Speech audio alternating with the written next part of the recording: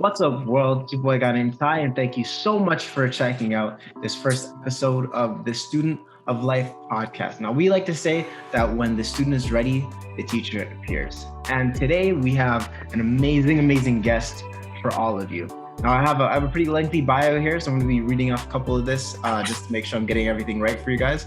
But he's the founder of What to Do and the Golden Joker comedy shows. He's helped bring an international food company and food franchise to Toronto. Most recently, he focuses on helping people with protecting their financial futures with Tiptoe Financial. He has a long history in helping people in Toronto, and it's my pleasure to call him Dad. Please welcome Travis Montague to the podcast. Hey, Travis. Hello. Thank you for having me. So how are you doing today? Doing well. Doing very well.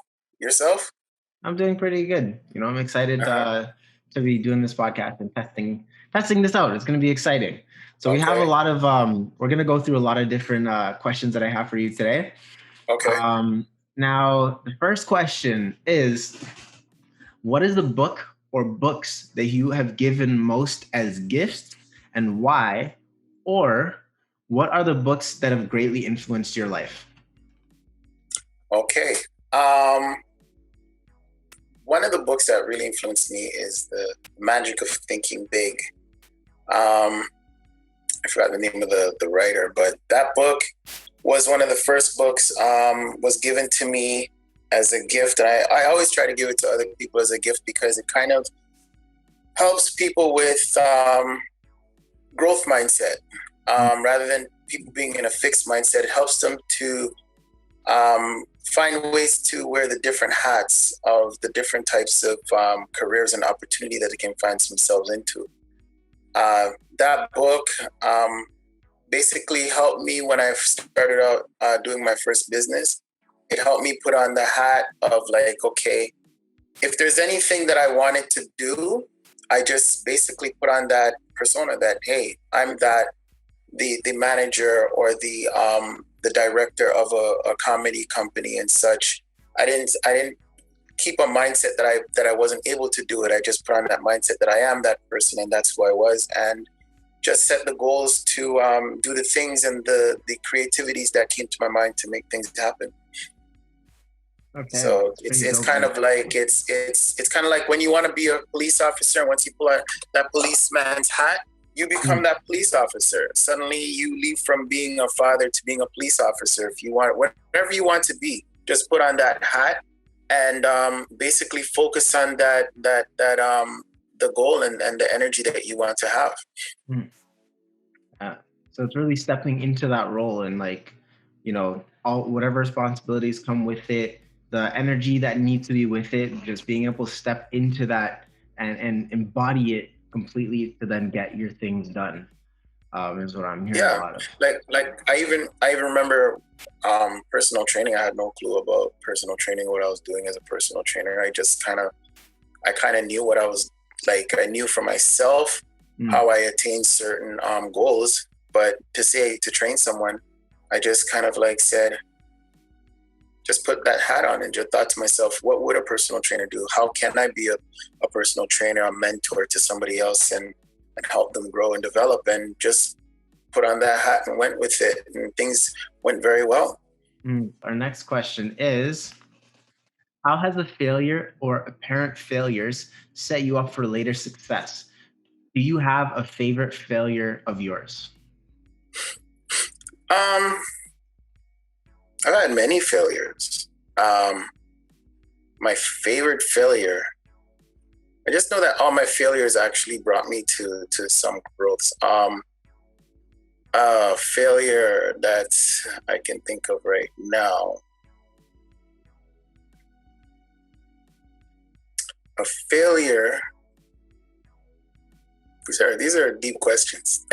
You should have prepared me for these questions. A failure that I've had.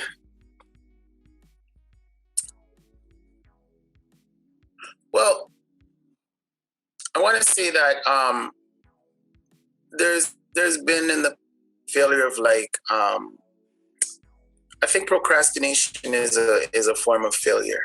I'm not gonna say like when you procrastinate and you put things off. Like for instance, I had a personal friend who needed we were working on getting some coverage for him and such. I lost contact with him for say about 2 years, and I didn't put through the policy. I didn't put through the coverage for him and such. And when I did catch back up with his brother, I found out that he died. And that's a huge failure on my part because I didn't follow through with getting him the coverage he needed for his life insurance for his policy. Apparently he had some kind of complication. He dropped in the shower and his wife came and found him dead in the tub. And that left the family. He's the main provider of the home, and that left his family with nothing. And I feel that was a great failure on my part because I didn't follow through with going there, meeting up with him and getting him coverage and such. And therefore his family had to go do the GoFundMe thing and get other people to help them out with funeral expenses. And then in the long run too, she ran into situations where she had to sell her house and all these different things just to make ends meet and such. And I have my license and I should be practicing, and I didn't do my due diligence to make sure I got to him when he was trying to get to me to get this coverage when he was in his prime and healthy and well enough to afford it. So, I mean, I look at that as a failure because, it's a huge failure because the whole family got affected because this gentleman wasn't set up properly. So that's one failure I think about often, where I know I want to meet with more families to kind of put things in place and put things in perspective to make sure that they, if their most important asset, their income, is protected, so that the whole family dynamics doesn't fall apart.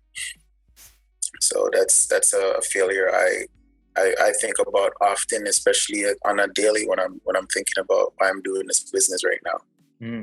Yeah, that's a very deep one, and I think that our listeners can really get a lot from that as far as making sure that they don't procrastinate with things that are important to them, things that are important to other people that can impact other people's lives. But since you talked about life insurance, I know that I mentioned Tiptoe in the beginning. Can you just let us know what Tiptoe Financial stands for, and then what the vision of it is? Well, Tiptoe Financial basically means tomorrow's promise to no one. Protect your most what's most important to you. Tiptoe Financial, it's basically it sounds slow. It means taking your time to building your dreams, but you take it a step at a time. Each day, basically what we do is we meet with our clients and we review their financial goals and make sure they're on route, just like how a personal trainer like yourself, you meet with your clients ever so often to make sure that they're reaching their fitness goals. What we do is we sit down with families and make sure they're reaching their financial goals. A lot of it surrounds insurance and protecting again that income, that then also paying off debts and looking at how to reduce taxes and stuff like that. So that's basically what Tiptoe is right now. Okay, that's dope. I definitely think we're gonna have another podcast where we go deeper into finance, because as our listeners know, I like to cover fitness, finance, and lifestyle. Right. And so we'll go deeper into everything that life insurance can do for folks on each day. But thank you for sharing. And I think that that will actually help a lot of people really consider not procrastinating and taking that step in everything in life. Okay. Let's jump into our next question. Now, if you could have a gigantic billboard, wow, my camera just decided to leave me. We're back. If you could have a gigantic billboard anywhere with anything on it, what would it say and why? A gigantic billboard with anything on it, what would it say and why? These are good questions. Really should have prepared me for this. How about this? Become obsessed with the process, not the results. Okay. Why would I say that? Yeah. As you go through life, the process of getting to your success in your dreams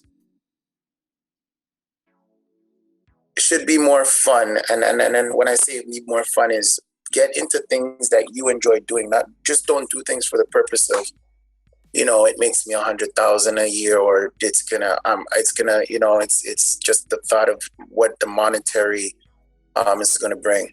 I find that oftentimes you can be wealthy in a way where doesn't have a lot to do with money, but the money will come if you're the best at something that you do. People will recognize you for being the best at something you do because you not only have the enjoyment for it, you have the passion for it, And I guess I even told you this. I said, don't ever do things you enjoy, because the only way you're going to get up in the morning or feel positive about yourself is to do things that you enjoy. And when I say become obsessed with the process will become like the journey to reaching your goals, to reaching your dreams, to reaching the result, the long-term results that you're looking for. The journey should be enjoyable. So you become obsessed with what you're doing, but you're enjoying it at the same time. And the result will come, right? But when you get to that result, you probably would have passed your result, but you're having so much fun, you didn't realize that you've attained your dreams and goals already, And dreams and goals can come in different forms, you know what I mean? Again, it doesn't all have to settle around the big house and the fancy cars and the bling. Often clients I meet these days, it's not about the bling. They just want to have a comfortable life and be able to do the things that maybe they weren't able to do when they're in certain parts of their lives, but they look forward to those dreams and goals still. It doesn't have to be like the big things, but the process and getting there should be fun. So that's what I would say for everybody who has a dream and goal. Go after it and have fun with whatever you're doing, because that's it. If you're not enjoying what you're doing, stress kills. Stress brings on all these different types of ailments, and before you even reach a certain age, you're sick and you're ill and you can't enjoy the long-term, goals and dreams that you're after. So I would say that. It would say become obsessed with the process and not the results. Yeah. Okay.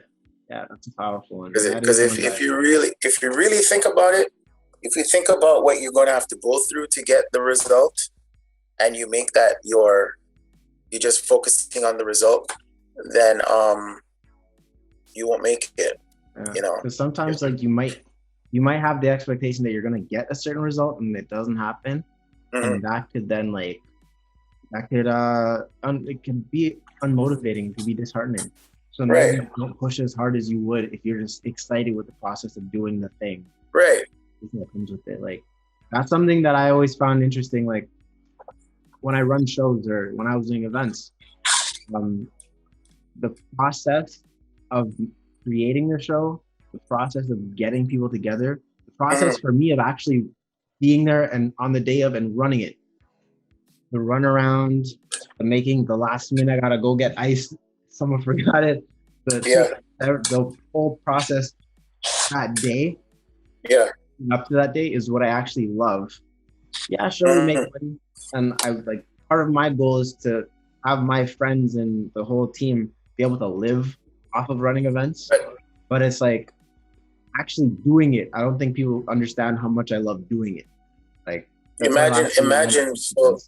So for instance, I've had shows where only 5 people show up, and the whole process of getting it together, setting it up, and all those things were, it cost a lot of money. I brought a 5-piece band to a show, and only 5 people showed up. But the thing is, I was up against Caravana, and I guess it's a learning process too, a learning process where now I know, okay, this certain time of the year, you don't do that. And that was a learning process, right?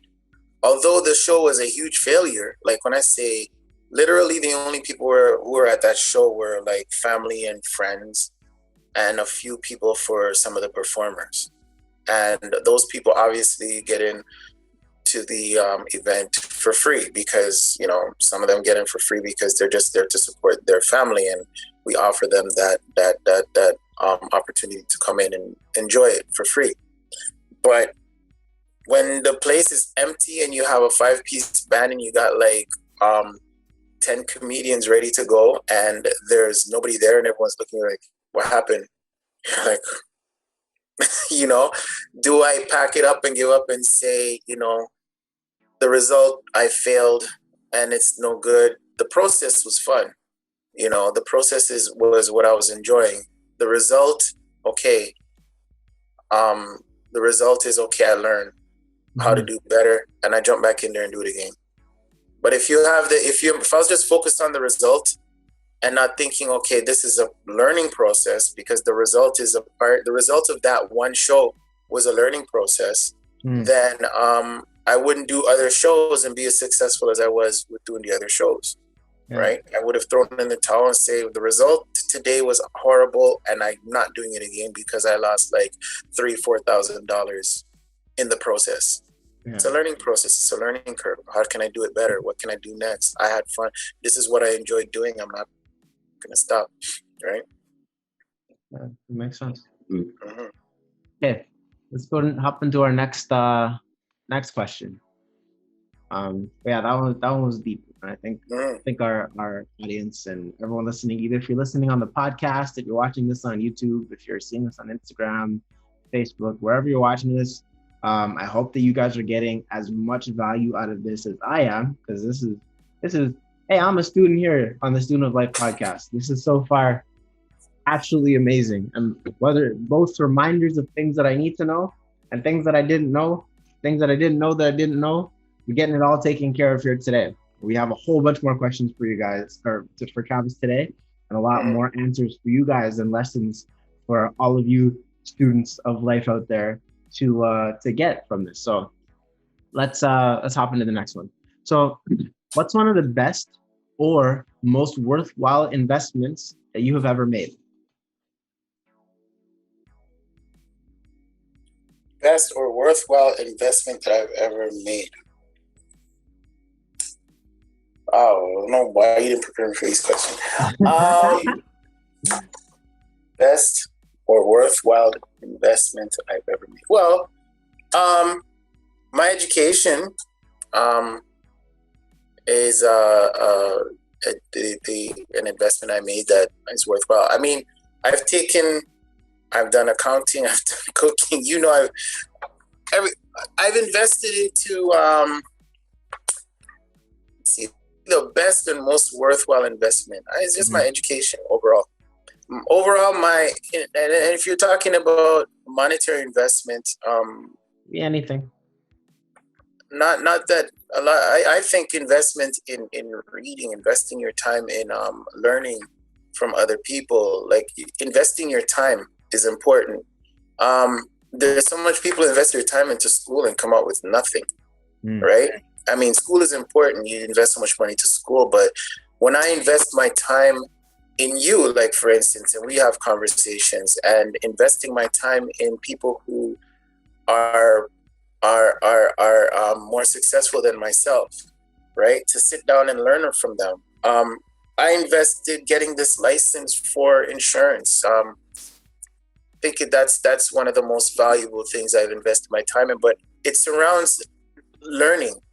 You know, most of my time I spend every so often investing in learning something new and learning from someone new, learning from people who are better than myself. Investing your time into things like that, building your brain and building yourself up is so important. And it doesn't come from just going to school and getting the education. It comes from investing your time and surrounding yourself with people who are positive and who are going somewhere with their lives and having good conversations. invest. So, I mean, if you're asking me for one thing, I am so like diversified with so many things I've done. I can't point out to one thing. I can just only point out to the one thing I can say is investing my time into learning and positive people. Those types of investments and things that I internally take with me for the rest of my life. No one can ever take that away from me, and then there's always something I can share with someone else that I've learned from reading something or talking to somebody who is either better than me or has some kind of knowledge that I can take from them. School is a great tool too, but I mean, most of my invested time with people and learning from people is like so valuable to me, So I can't think of one thing per se, but just gaining knowledge and surrounding myself with inspirational people. Okay. All right. Ambitious people. All right. So the next question that we have here is, what is an unusual habit or an absurd thing that you love? Oh, Lord. Unusual habit, absurd thing that I love.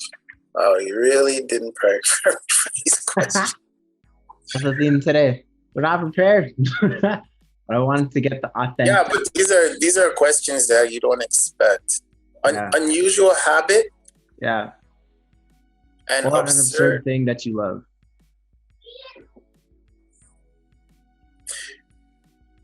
Well, I have a very bad habit of, this is an unusual habit.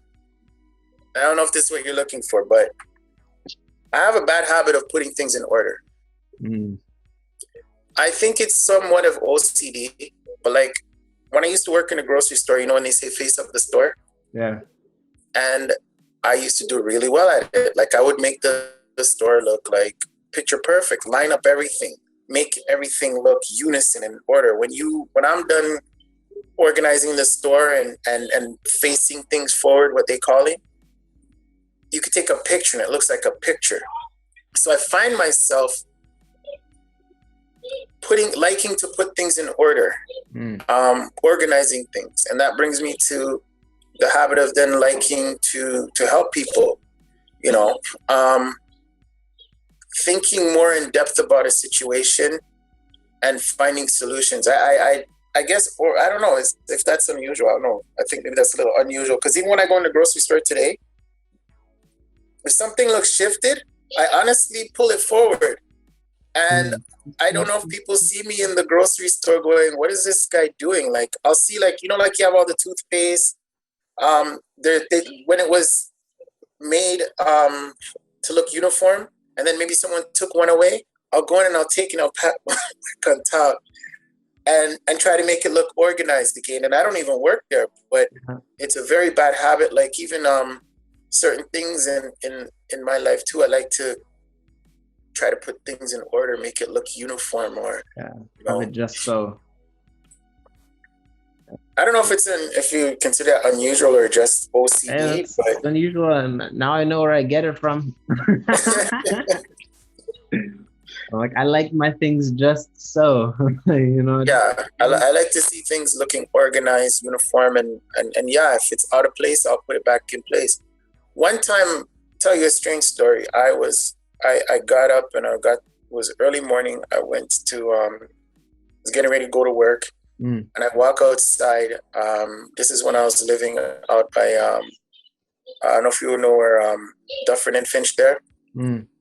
So I walk outside and I see a garbage can turned over, garbage spilled out of it and everything. And I walked across the street and I'm standing there waiting for the bus, and I'm looking at this garbage can, and it's really annoying me because the garbage was turned over, and I actually went and picked up the garbage can. I put the garbage in the garbage, and then I was like, I felt better because I just couldn't stand there looking at this. It was really annoying me to see that someone would do something like that. Yeah. And I took it up on myself to pick up the garbage can and make sure that, and I think that was very unusual because not a lot of people would do something like that. I don't think. It's not your business. You just like well, let someone else take care of it. But I don't know, it was just really bugging me and I couldn't stand to see it. So, and I do that quite often. If, and I was like at work, I will see something on the floor and I was walking with my partner and they're like, what happened? You're gone? Yeah, my camera is just gonna hop in and out here, but I'll be back in a second. I'm still here. Oh. So I will be walking with one of my colleagues and it's like, I see something on the floor and I'm like, they look at me and go, you're going to pick it up? I'm like, I'm trying not to want to pick it up. I'm trying not to want to pick it up. But it looked out of order and I'm like, you know what? Someone might slip on it. Someone might get hurt on it. So I would pick it up. They're like, you're better than me because I'm not touching that. Mm-hmm. But I'm like, I put on a glove and I pick it up and I throw it away because I don't know. I just have a weird way of thinking someone's going to walk by, slip on it, get hurt or something. So I just say, hey, what's the big deal? I pick it up. You know, it's not a big deal.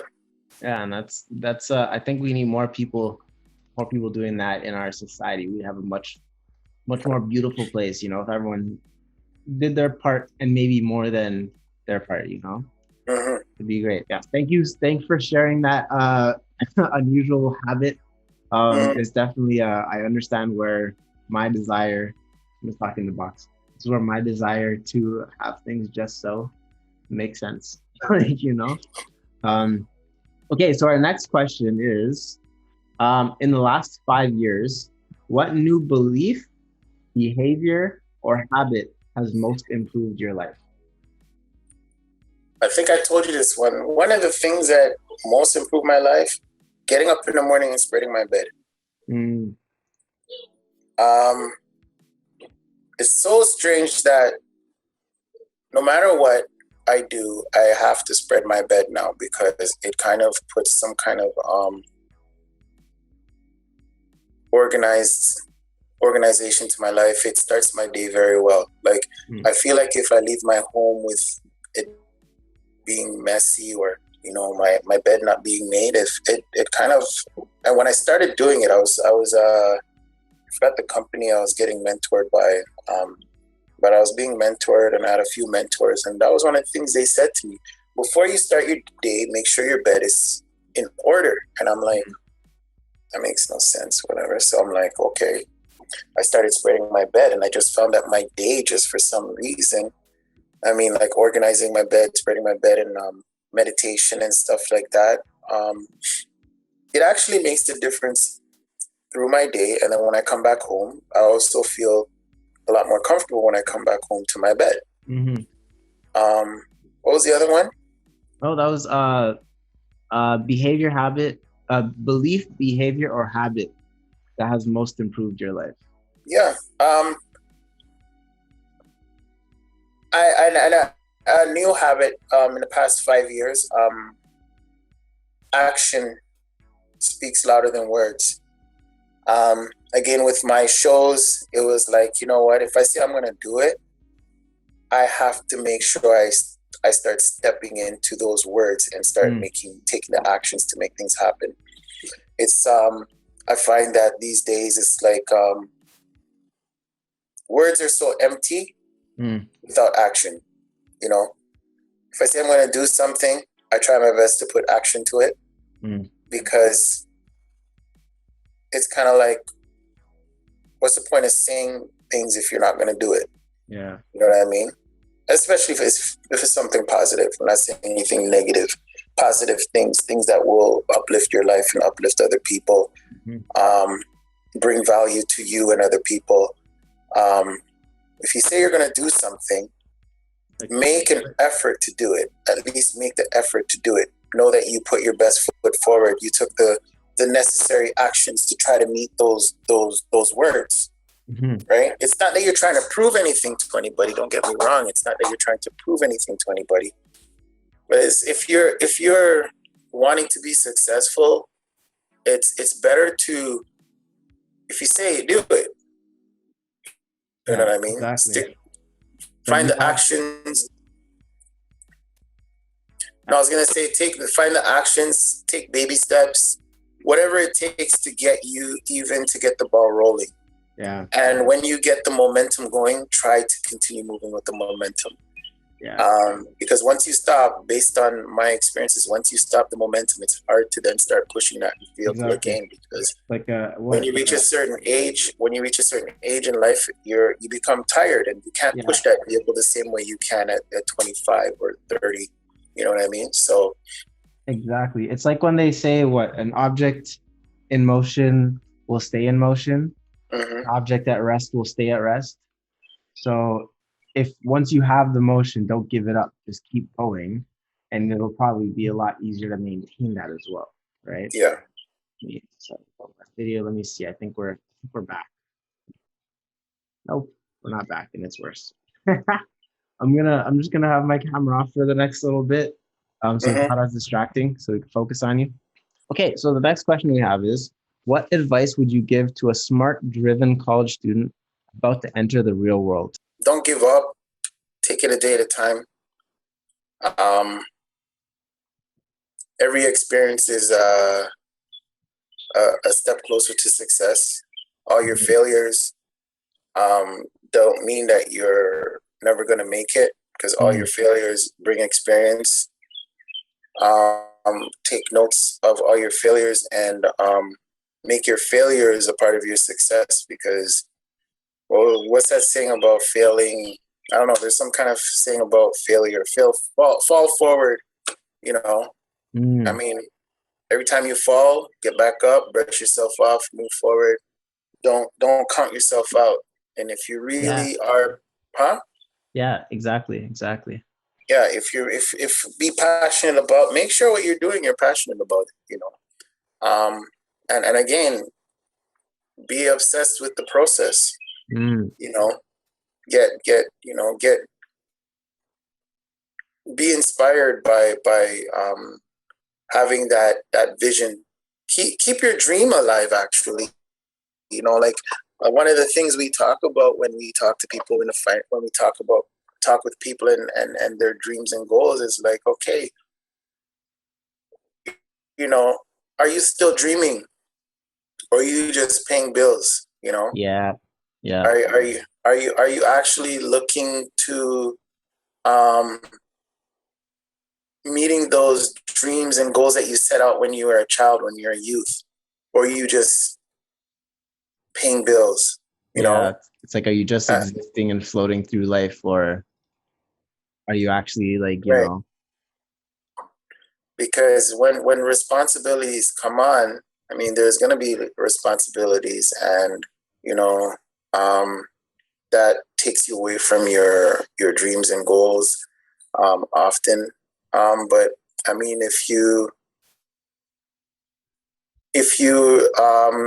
find a way to make things happen for yourself, just never give up on those dreams and goals. You know, exactly. Life does happen, and life, there are setbacks, but if you really, really want something, you can make it happen.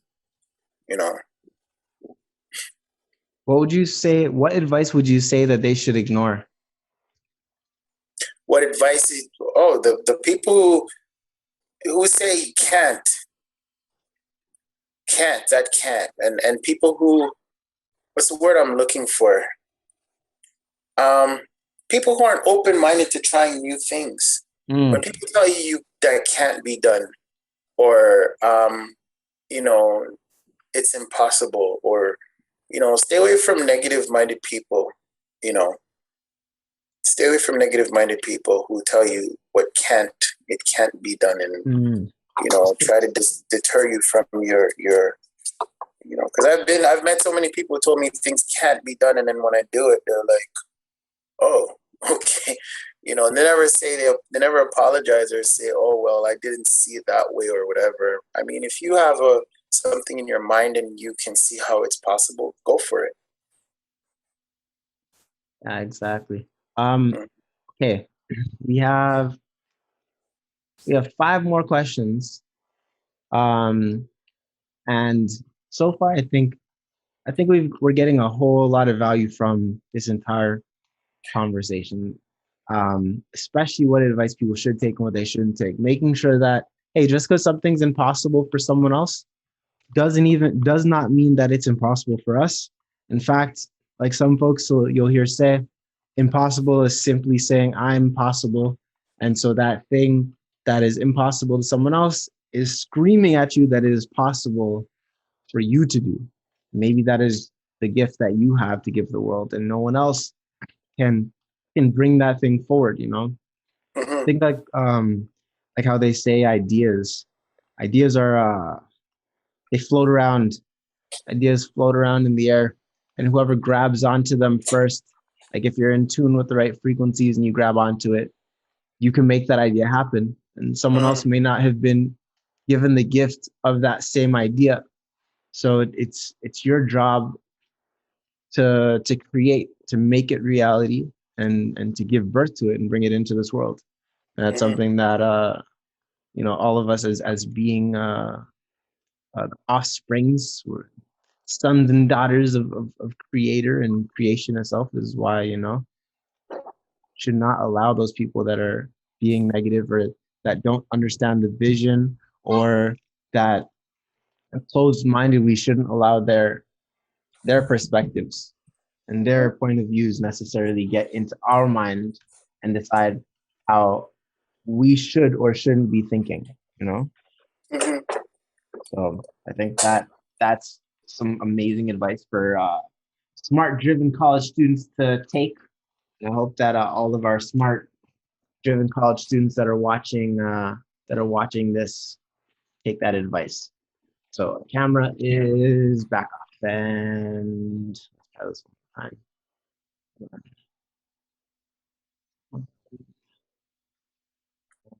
We should be back for the rest of this. There we go. Because I kind of like the interactiveness of actually having the camera on and working. It's kind of a little bit better than when it's not. In the last 5 years, what have you gotten good at saying no to? Ha ha ha. What have I gotten good to saying no to?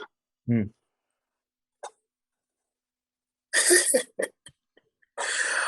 Um, what have I gotten good to saying no to? In the past 5 years, what have I gotten good to saying no to? You should have got me prepared for these questions. What have I gotten good to saying no to? I haven't gotten good to saying no to chocolate yet. How about you? What have you gotten good to saying no to? Me, I've literally. Hold on. Before you go, I've gotten good at saying no to people. And I think you were about to say it, but like I've always, like, if there's an idea, like someone comes to me with a new venture, I'm always ready to jump on and like go with it. Recently I've been a little bit more focused and narrowing down myself to doing just what it is that my goal, what I'm set out to do. I'm trying to set myself up to just do one thing, because someone will come to me tomorrow and say, hey, I'm doing this and we're doing this, and I'm like, oh my God, that sounds interesting, and I'm running to go do something new. So I've gotten good at saying no to things that don't meet my goals at this time.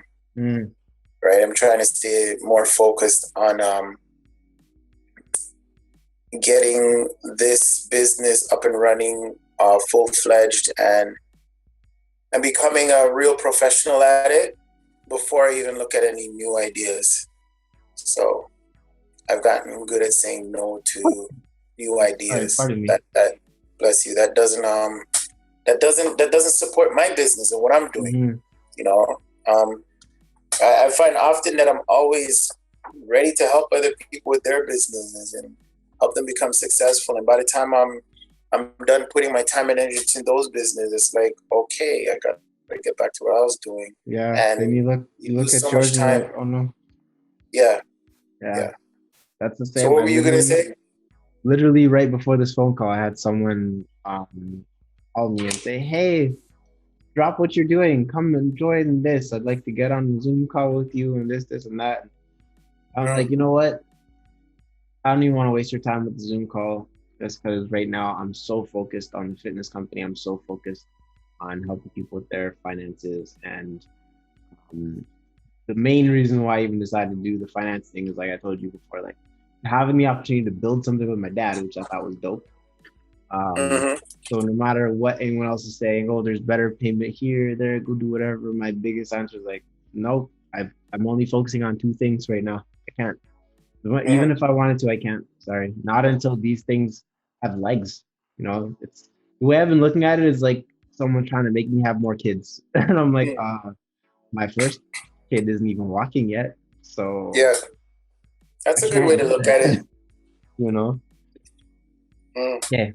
That's a really When good way to you look feel at it. overwhelmed or unfocused, what do you do? Say it again. When you feel overwhelmed or unfocused, what do you do? I turn everything off. I turn everything off. I give myself a day. I can't say I go for walks and all that such, but I turn everything off, and I just, if I need to sleep, I sleep. If I need to just read a book or just find something to do to take my mind off of the stress, that's what I do. It's not good to overwhelm yourself or stress out over things. You're gonna burn out before you can even reach your goals. Yeah. So I learning how to play piano right now. So it's like I practice my piano. I work on my vocals. I do whatever else that brings me joy. As you know, you've helped me with this little studio setup. I'm hoping Wicked that studio. Wicked studio. Yeah, I'm hoping that this will be my my outlet. Like once it's up and running properly, I can start making music and doing those things that bring back joy into my spirit. So. Okay, dope. All right, these are the last two questions, and honestly, these two questions are the ones that a lot of people say are some of the hardest ones to ask. But after this student of life session shall be over, and yeah. So this first one is: what are three things that you know to be true? Honesty. You said two things? What are three things that I know to be true? Yep. Being honest.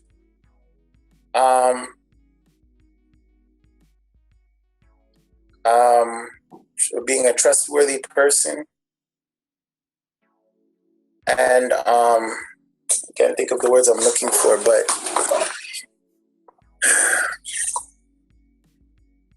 I know honesty to be true makes your life better. I know having the people trust you, and what's the word when people look up to you?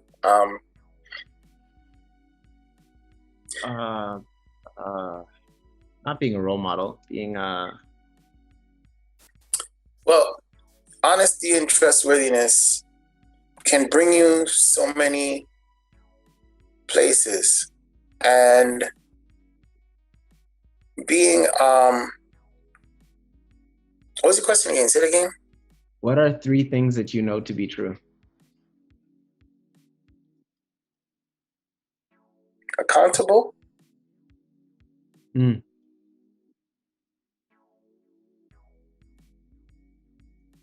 Being accountable for yourself, for your, I don't know. And that fall the same thing under trust? Sort of.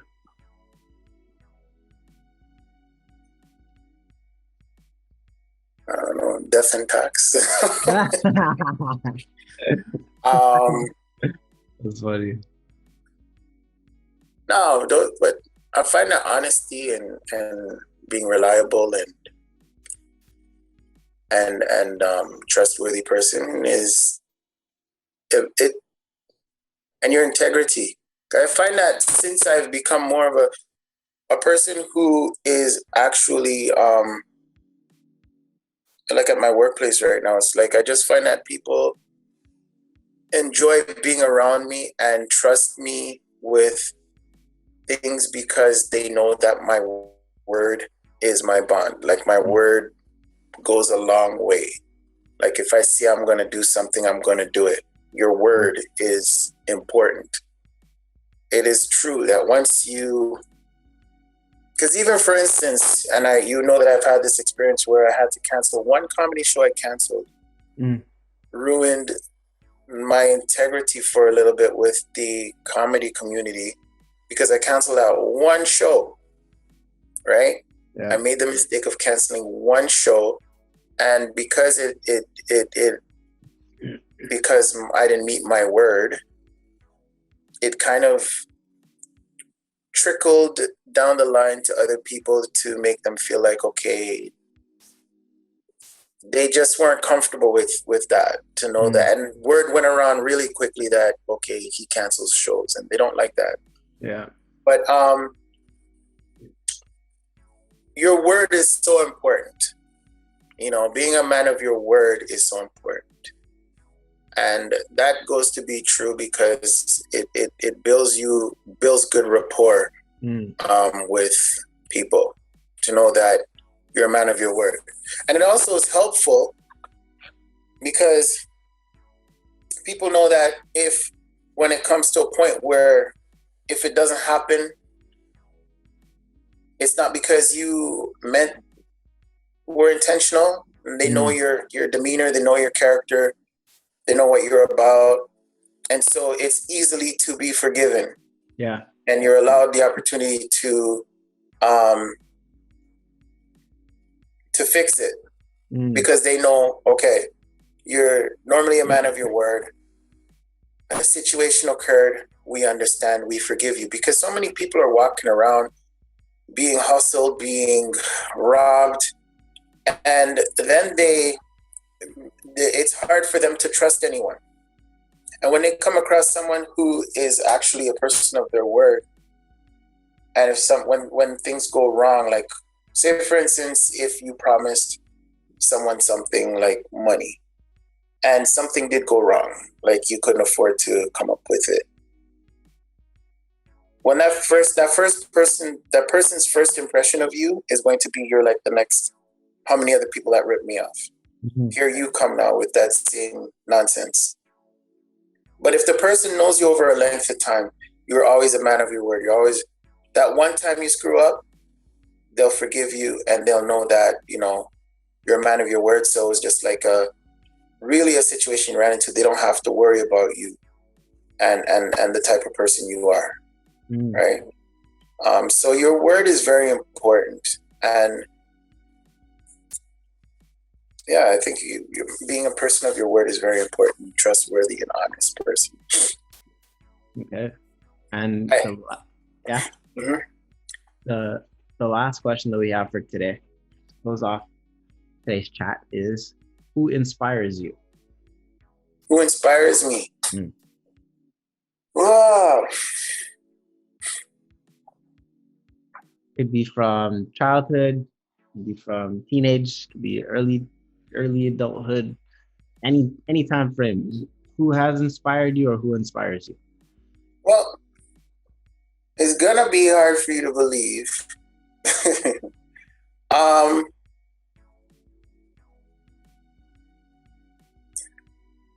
I watch you a lot, and you inspire me.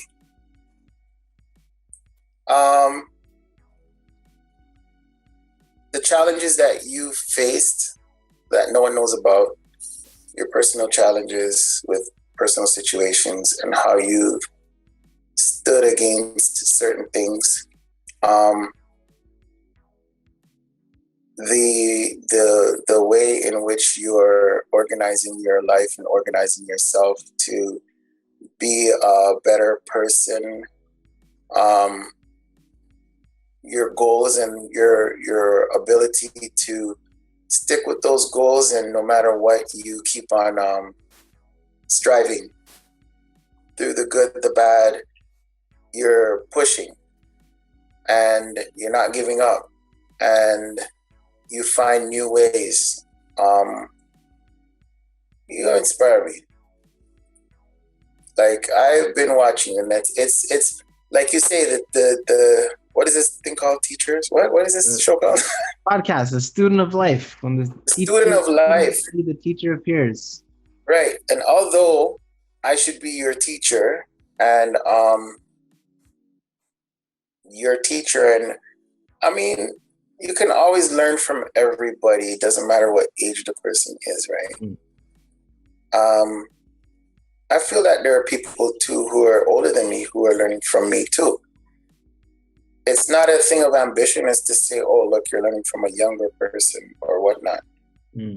It's just a matter of perspective as to, like, someone is doing something that is influential, whether they're old, young, or indifferent. I mean, but it just happens to be that it's, and again, I'm pretty sure there's someone younger than you one day that might inspire you. But, you know, right now,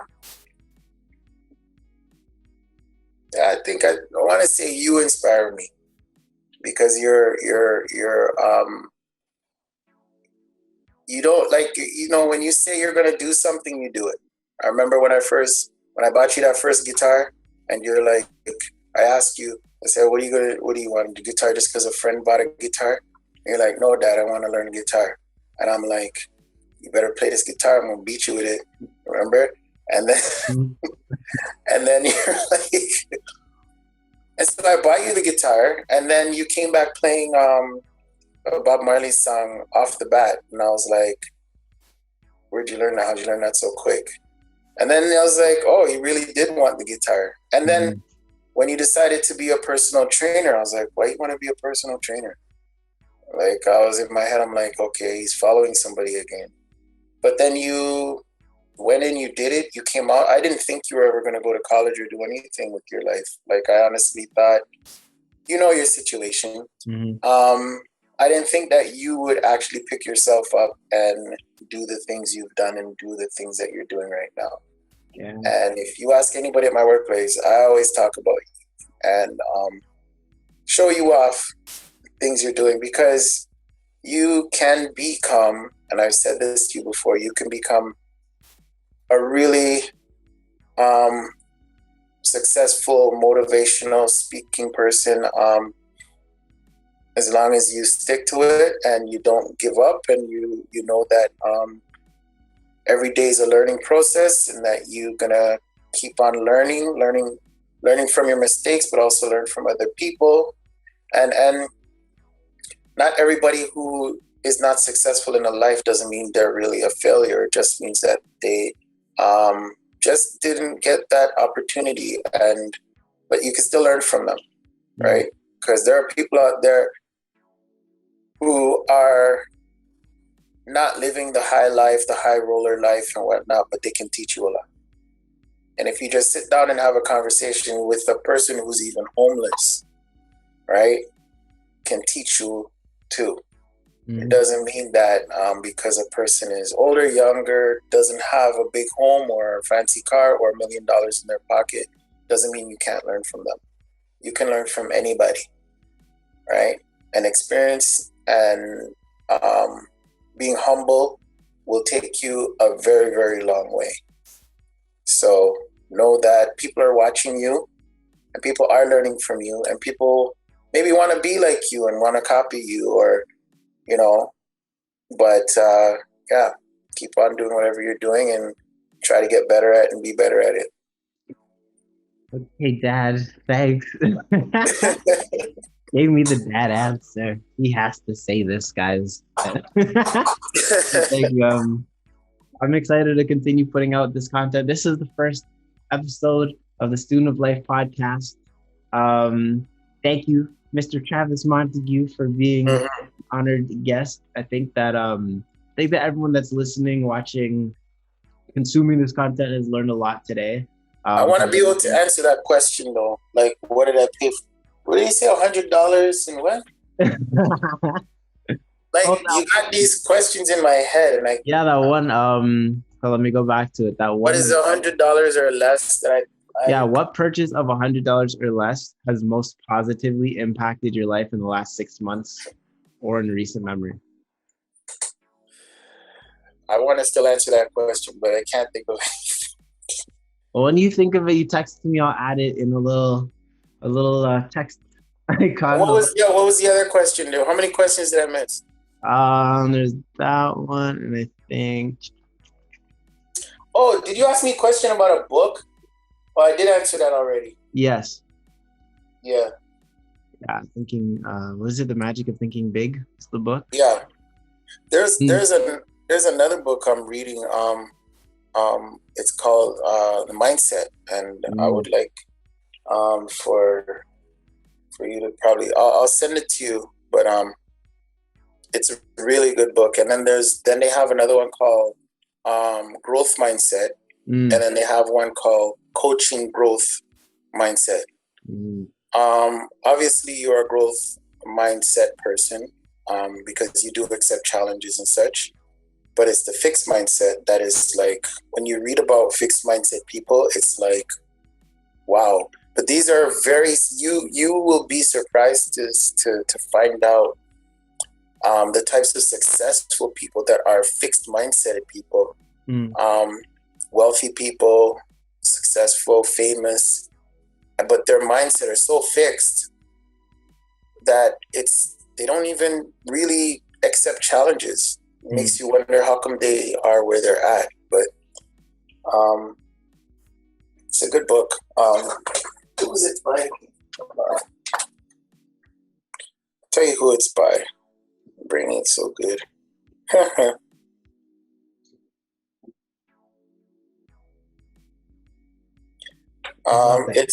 It's by whoops. Huh? I'll have to check out this book. Carol S. Dweck, PhD. It's called Mindset. Then they have the Growth Mindset, and then they have another one called Teaching or Growth Mindset Coach. Yeah, okay. It's a good book. Definitely have to check those ones out. And you know what? We're gonna add all the books that are listed into the description of this video or podcast, so you guys can check them out. Both The Magic of Thinking Big and the Growth Mindset books. We'll have Amazon links, Kindle links. We'll see if we can get the audiobook links so you guys can, for those of you that like to listen to stuff like I do, so you can enjoy listening to it while you're working out or in the car. Okay, so with that, I think we're about an hour and 10 minutes. We're gonna close off this podcast. But Dad, thank you so much for being the first guest on this podcast. No problem. Where the goal is to have one out every Tuesday for the next couple of weeks. So we have a couple of guests lined up for y'all that you're absolutely gonna love. I hope you enjoyed today, and I hope that you enjoy what we have in store for you coming up in the near future. With that, we're gonna call it a day, and we'll talk to you guys in an upcoming video. Remember, put your best foot forward, and whenever the student is ready, teacher appears. Peace.